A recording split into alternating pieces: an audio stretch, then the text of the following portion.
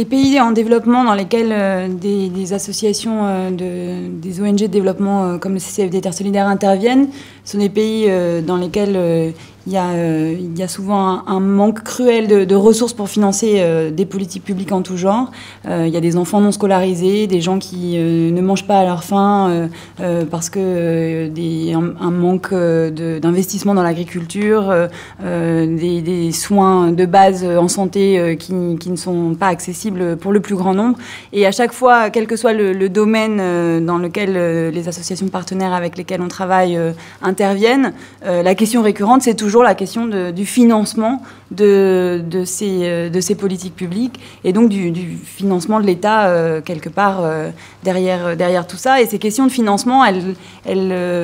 finalement, qu'on soit en Afrique, en Amérique latine ou en Asie, elles se retrouvent, nous font toujours buter face aux mêmes obstacles.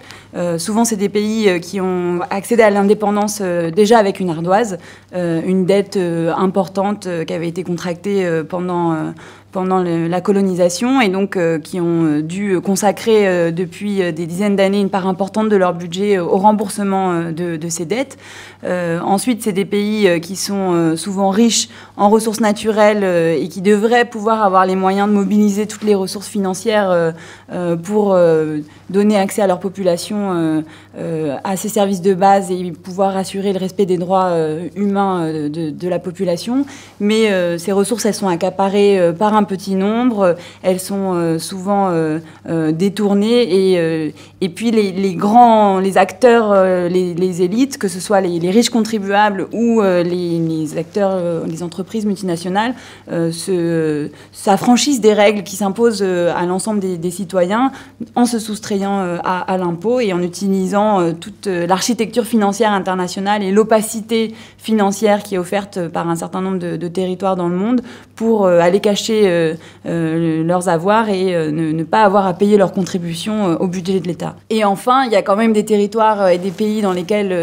il est difficile de trouver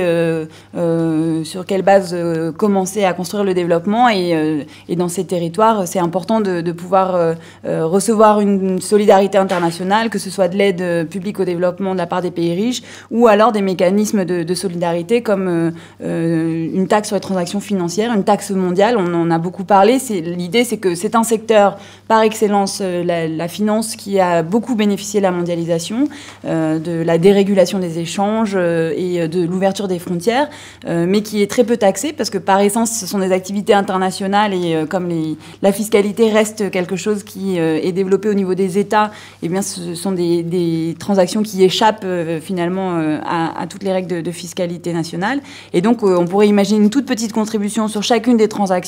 qui permettrait à la fois de dégonfler un certain nombre d'échanges et donc de lutter contre la spéculation pure et simple, et puis de générer des ressources importantes dont une partie pourrait être affectée au développement et au financement de biens communs de l'humanité. Et du coup, c'est vraiment des questions qui sont travaillées par nos partenaires qui s'intéressent à la question de financement de leur État. Il y en a qui aiment dire que le trésor public, c'est avant tout le trésor du public. Et donc, il faut aussi travailler sur cette conscientisation, le fait que les citoyens apportent via l'impôt,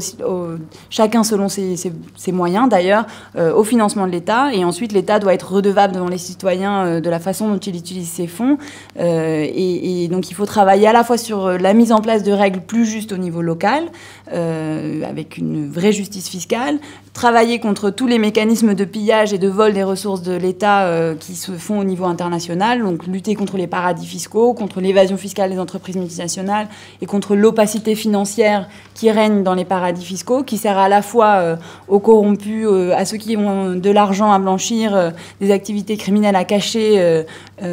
ou qui veulent s'affranchir des règles de prudence financière internationale, travailler sur des mécanismes aussi internationaux de fiscalité pour redistribuer les richesses. Et de cette manière-là, on arriverait à beaucoup mieux répartir les richesses au niveau mondial et avoir des États bien financés qui peuvent développer des politiques publiques de qualité.